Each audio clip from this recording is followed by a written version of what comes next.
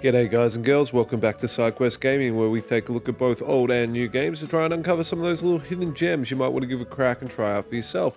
Today we're looking at a title coming out as part of Next Fest, so a demo called Deadly Days Roadtrip, which is a bit of a roguelike kind of bullet hell game. It's a bit of a cross between Vampire Survivors and Commander Quest in a way, set in a world where you are trying to travel through a horde filled of zombies and, dodge all their attacks as you fuel up your bus and collect equipment to escape and gain inventory over the game. We're going to dive in for about 20 minutes today, and as always, I'm going to wrap up and see, provide a bit of a summary of my thoughts and feelings about the game to see whether this is one you want to wishlist for yourself. So right here we've got the basic mechanics of how to play. We've got to plan our road trip, choose our next destination, collect enough fuel and resources to return to the bus, and manage our inventory. Alright, let's go. It's daytime. Okay, this is our little base. This is our little dude. You can play this as a twin stick shooter. I am playing it on mouse and keyboard. We have various little upgrades we can do through either getting apples or duct tape throughout the run. We have neither of those, so we will dive in. This is our map, our road map. It's similar to that kind of Commander Quest, typical node-based style of progression. Let's just pick a random one to start with. For day one, we're going to go Little Italy and drive our little bus over. Here's our dude. Okay, our mission is to run around the streets, killing these little zombies and collecting resources and fuel. We have to collect enough fuel each day to be able to fuel the bus to go to the next destination. There's a fuel can. As we do so, we will level up. We will also find various weapons and items throughout the map. It is an automated twin stick, so you can see he's shooting by himself. I'm not controlling that. However, something I really like is that I can control it if I so choose. So I can click in a specific direction to fire voluntarily, and that's required for certain crates and things like that to open. I do have a bit of a dash to help me get around the map a bit faster, but I really love that they've included, see right there, I've just shot open that box there. I do love that they've included the ability to voluntarily shoot at times. A little bit of a supply drop, and we've got another weapon we can grab. Absolutely, let's get the revolver, put it in our backpack. Yeah. And now we are rocking both pistols, dual wielding. Absolutely. Love it. Okay, what do we get there? A level up. Oh no, a supply drop coming in. Great. Let's see what we get in that one. See, we've got a kind of storage here, a baseball bat. Let's put it in our stash. I really want to collect the little things that they're dropping to level up, but I also just want to move around because it is a time, you do have to be aware of the time, just because if you don't get enough fuel by the time it gets dark, it does get a lot harder, and at that point, you are running around frantically trying to survive to get what you can. Ooh, what's this? A tiny backpack. Does that mean we have more storage space, I assume? What's that? Is that the backpack, is it? I don't know how to access that. But as you can see, it's becoming nighttime currently, which is problematic for us. That little meter that's popping up whenever I pick up a fuel can is telling us how much fuel we've got left to go, which is actually quite a bit still. Oh, an Uzi, a Ducka. Absolutely, we want the Uzi. Done. I don't know how to get that or what I can do with that. Okay, we're going to move on and pass it because we need to get some fuel. Even though we got this little machine gun of destiny, we are in trouble. Well, oh, you got us. Oh, good. Okay, fuel and a balloon pump. A bit more fuel. As you can see, nighttime's become a little bit more concerning, and this is only the first level. So we are a bit race against time at all points. Art style's good. Quite enjoyable art style. Gameplay is responsive as hell. Definitely feels mechanically strong. getting all those little benefits out of the kind of vampire survivors like genre and the twin stick shooter. Like, as I said, I really like that it's both voluntary control and auto aim. I think that makes it quite a relaxing but satisfying experience. Takes away that annoying thing you get with a lot of those kind of vampire survivor like games where you feel as though you're dying because your character's just not shooting the thing you wanted to. And that is our first little mission. We just made it through the first town. Let's continue on. I like our little compass. I love the shotgun shell on the edge of the bus dashboard. I really like the aesthetic they're going for. It's quite fun. Okay, we have to lose something. We got to get rid of something. And interestingly, because our storage is smaller, there was something about a backpack. I thought I got another backpack, but I did not get it. Increase weapon damage by 15%. Ooh. Increase bullet size for ranged marked weapons. I don't know why a balloon pump would do that, but I like it. Let's get rid of the secondary pistol there that's damaged. We have a balloon pump, so if we can repair said balloon pump, because it's damaged at the moment, in theory... Oh, it requires way too big of a...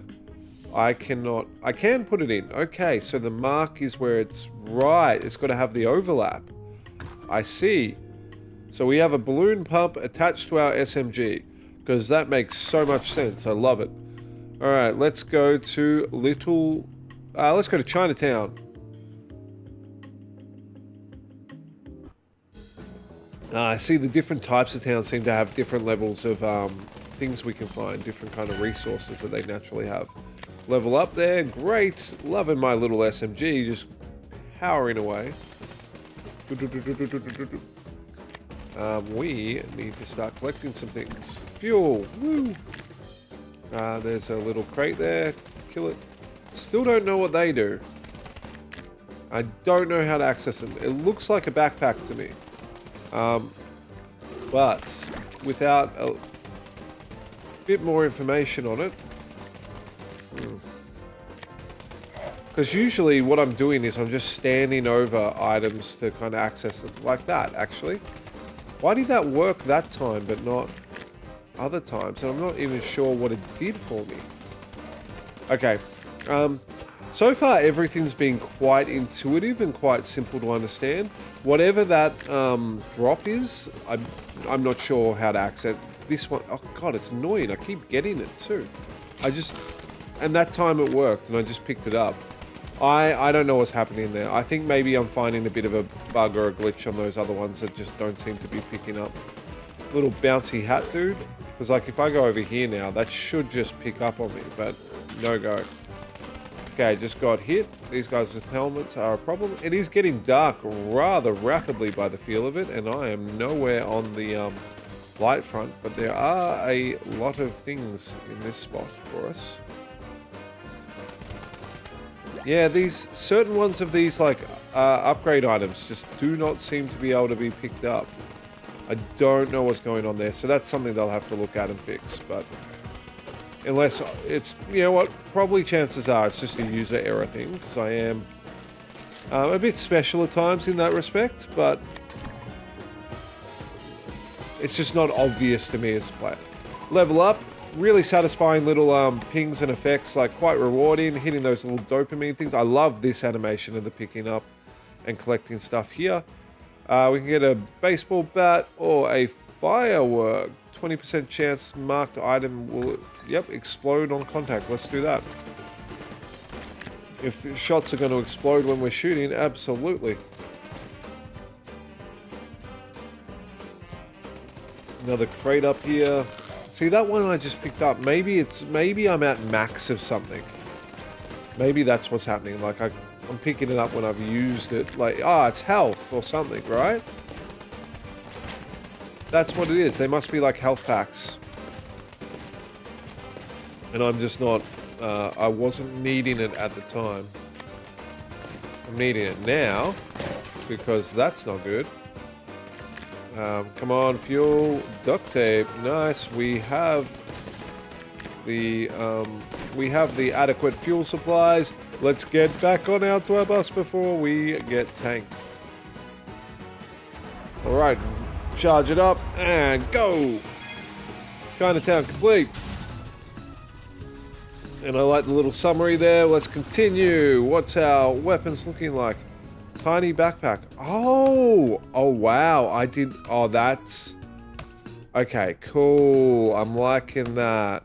Did not understand what was happening there. I can just increase my backpack size. Oh, that is sick. Although I am disappointed I put that where I put that.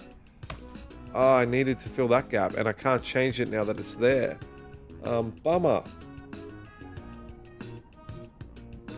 Definitely just change things a little bit though. That is rad. So does that mean potentially, let's put these in storage for a second.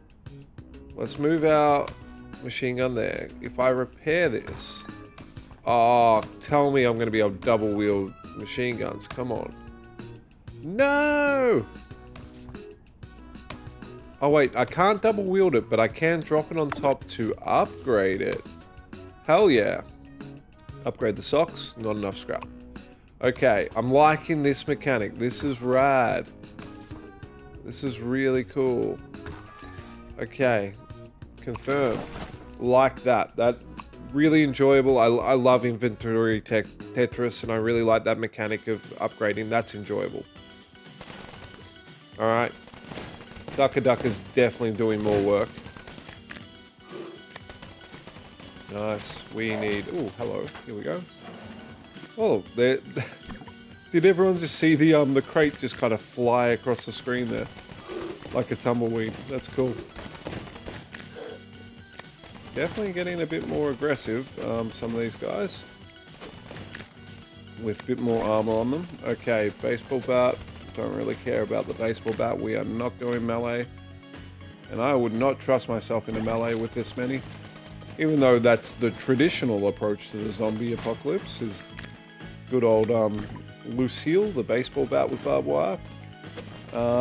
Okay, where are we going? Let's look for some crates. I'm not too hung up on level ups. There's no kind of, as far as I've seen so far, it doesn't appear that the level ups are giving me any kind of perk unlock or any kind of typical style of I guess, upgrade system. Like, we're about to level up in a second. Yeah, I think that just... I'm not fully certain what it actually corresponds to be honest. I'm guessing it's just general durability, health or damage, that kind of thing. So if we grab that, can we put that on top as well? We cannot. Grenade every 3 seconds throws a grenade at a nearby enemy. That seems like a good idea. Or another 20% for weapons to explode on hit. I'm liking the idea of just explodey weapons, to be honest. I'm feeling a bit trapped. Let's get out of here. Definitely not getting the fuel we need. Those guys, is he on fire? He looks like he's on fire. Okay, another little container here and another box right next to our base. Ooh, shotgun, or revolver. Let's grab the revolver, put it in storage. I like the idea of us being able to have... I just like that kind of Smith & Wesson double, like dual revolver sort of thing, if we can go down that road too. But my machine gun is absolutely carrying the day here. What do we got here? A bit more backpack slots. Great. Glad I figured that out. Fiery boy up here. Uh-oh. Yep. Definitely concerned about my fuel intake. Can't seem to get to that bit. Oh, there we go. A long way to go, actually. We got a scope. Crates. Oh, big boy over there. He's a worry. It is well and truly nighttime, and things are getting worse.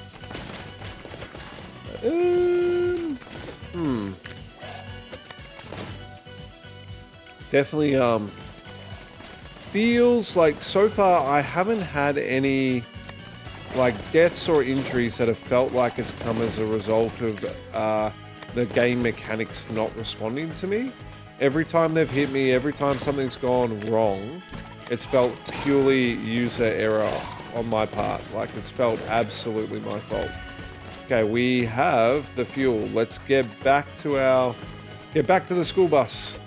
The magic school bus. Did anyone remember watching that show as a kid? It was great. A little bit disturbing when you look back on it as an adult, but I really enjoyed that one.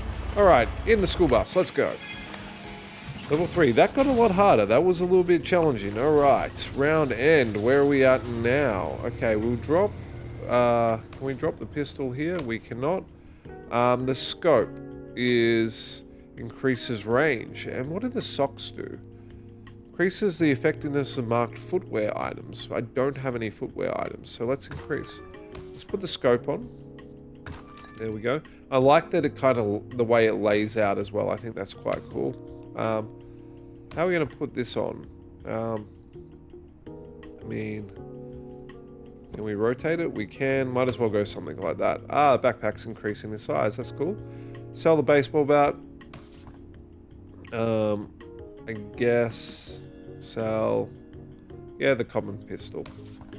And we're selling 4 duct tape each time. Okay, let's head here.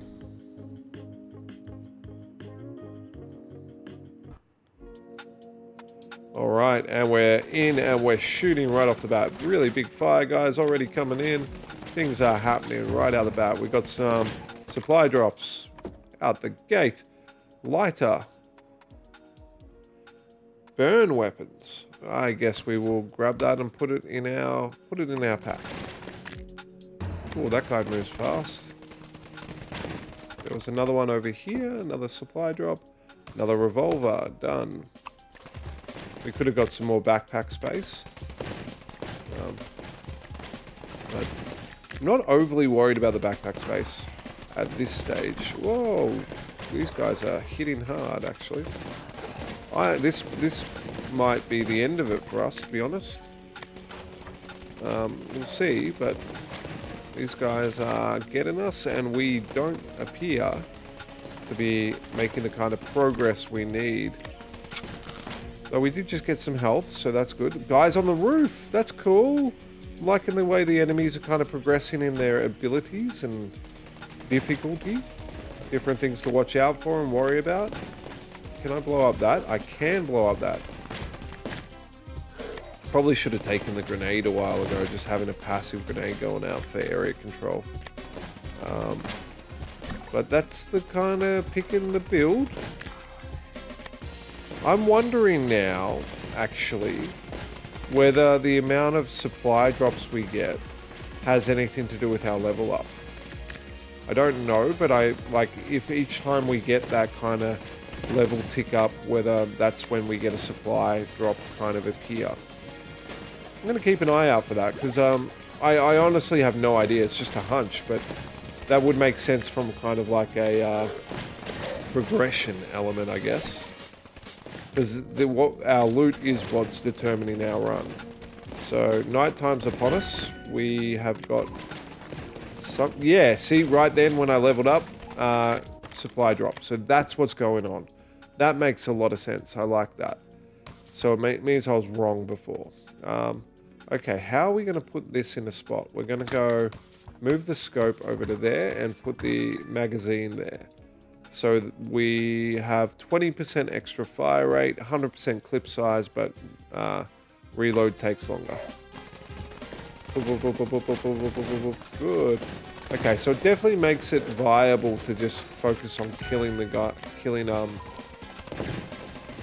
these zombies a bit more than just having to charge around looking for everything. Another revolver, put it in storage for now. Dodge, dodge, dodge. Get the fuel, come on. What's over here? A pistol. SMG. Oh no. We're in so much trouble. Get the jumps on. Ah. No, he's got me. I'm a zombie. Oh no. Sad face. Epic sad face. I died. Okay. What does the between turn progression look and feel like? View inventory? So do I get to... I'm assuming surely I don't get to keep the inventory because that would delete the purpose of the runs. So let's go back to base. Alright, so how's this work? We have 14 food and 0 duct tape. So I cannot go for the item pack and stuff. Maybe I do still have my stuff. I don't think I do. But we can use apples to increase our character. And these are different characters we can pick. So if we go over here, we could increase our speed, fast carves, our robustness, our max HP, our reflex, it's attack speed, and loot range. I think attack speed. Spend those apples, and we now have 2% extra attack speed. Awesome. Okay, so what do I think of Deadly Days Roadtrip? I'm really intrigued by it. The art style I'm enjoying. It's got this kind of almost childlike aesthetic, which is playing into this kind of idea of the school bus through the zombie apocalypse, which is quite fun. Enemy variety is impressive and diverse, and like feels like the threat is increasing each run. I'm liking that kind of combination of the inventory management and the Tetris-like. I always enjoy the Tetris-like grid-based inventory systems. I really enjoy that. The automated combat is satisfying. It's responsive. I really like the fact that you can take manual control when you need to. I think that is really important. I think that makes a big deal in games like this. You feel in control. There's enough in different areas that are really satisfying. Inventory management, the Vampire Survivors piece, and the kind of Commander Quest roguelike piece. Really neat little package, well put together. Take a look at it. The link will be below. If this seems like the kind of game that might be up your alley, make sure to wishlist it. As always, this has been Sidequest Gaming. Thank you so much for spending the time with me. I will be looking at a series of different games from Next Fest over the next few days, so make sure to subscribe so you don't miss any of them, and hopefully they inform some of the gems you might want to pick up when they do come on out. This particular game is slated to release in 2025, though there is not a particular date available at this stage. Have an amazing day, and I'll catch you in the next one. Bye.